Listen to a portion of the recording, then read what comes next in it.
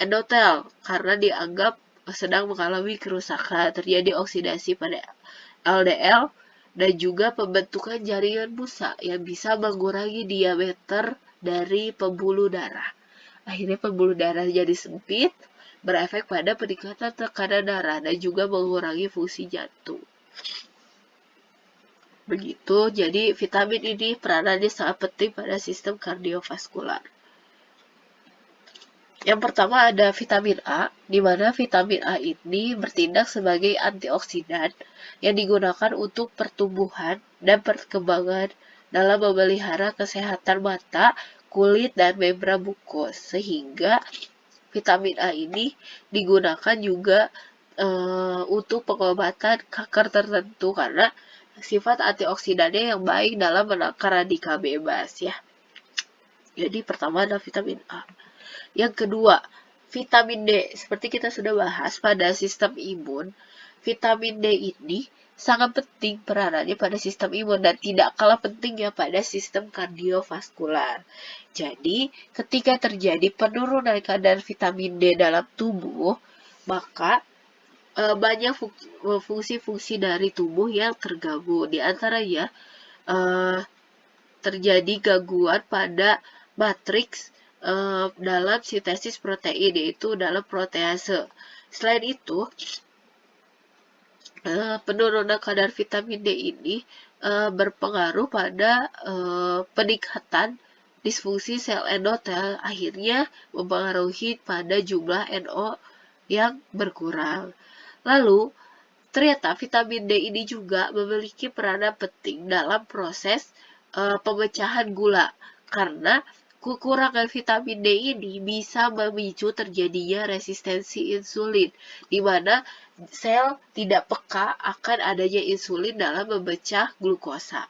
Lalu berperan juga pada tekanan darah, di mana vitamin D ini berperan pada sistem renin-angiotensin. Tadi kan sudah disebutin ya pada Kratages bahwa renin-angiotensin ini mempengaruhi pada tekanan darah. Jadi ketika vitamin D terganggu juga berpengaruh pada proses tekanan darah.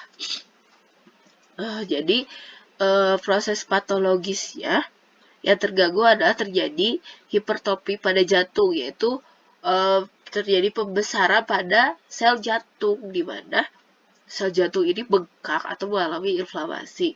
Akhirnya terjadi karena disfungsi sel endotel, terjadi juga resistensi arteri di pembuluh darah dengan adanya pembentukan plak atau ruptur pada trombosis.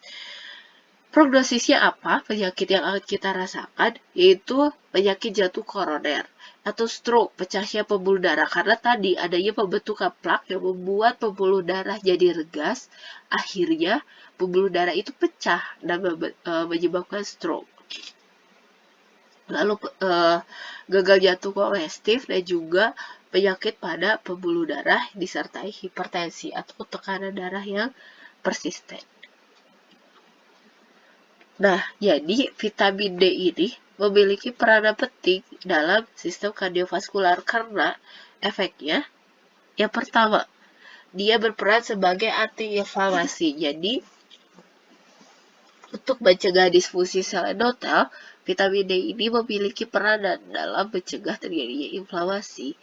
Lalu, mencegah terjadinya kekakuan atau tekanan yang berlebihan pada pembuluh darah yang ditandai dengan vitamin D ini membantu mencegah terjadinya penimbunan plak pada pembuluh darah. Lalu mencegah terjadinya proliferasi pada sel otot polos di pembuluh darah yang berlebihan. Jadi gini, pembuluh darah kita itu tersusun atas sel endotel dan sel otot polos pembuluh darah. Nah, kalau misalnya nih, pembuluh darah kita kan sudah mempunyai kapasitas seperti selang nih. Ternyata selnya bertumbuh lebih banyak, akhirnya diameter dari selnya akan menyempit karena dinding dari pembuluh darahnya akan menebal.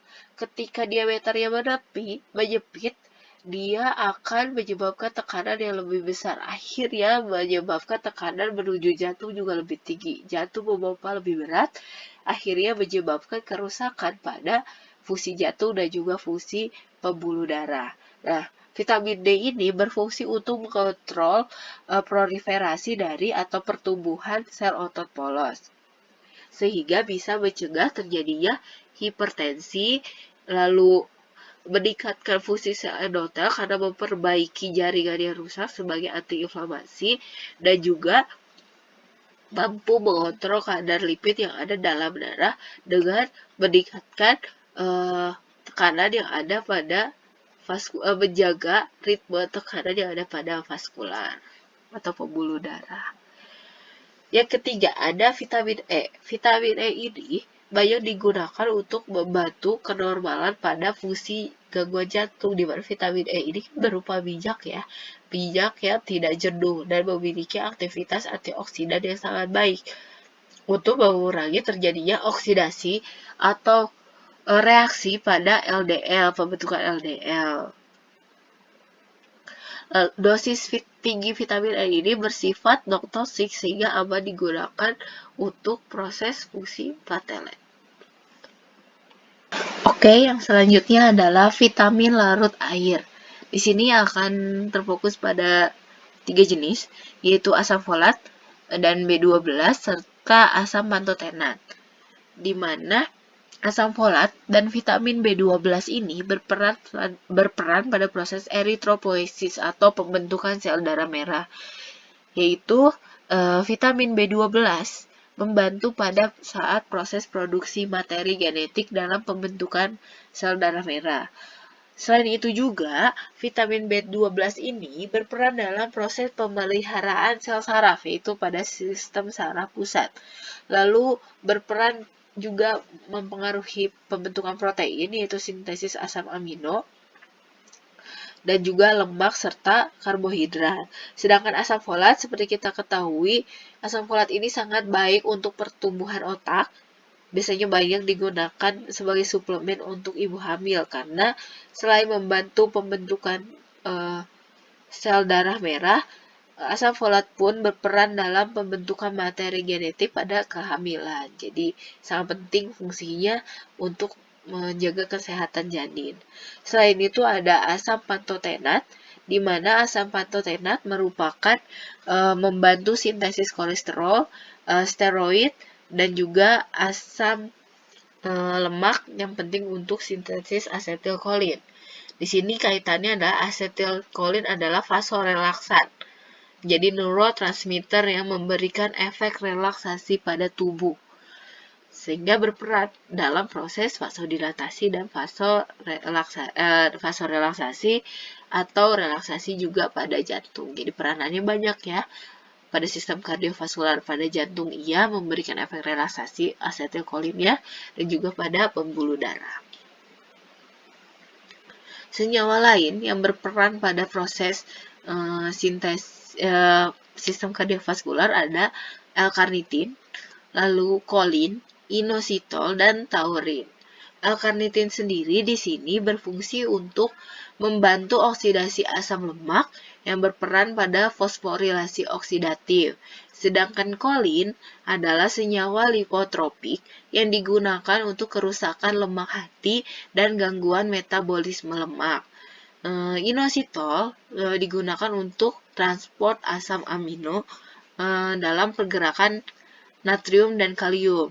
Jadi inositol ini memiliki peranan penting dalam pengontrolan tekanan darah, di mana kita ketahui ion natrium dan kalium merupakan kanal yang penting dalam proses tekanan darah.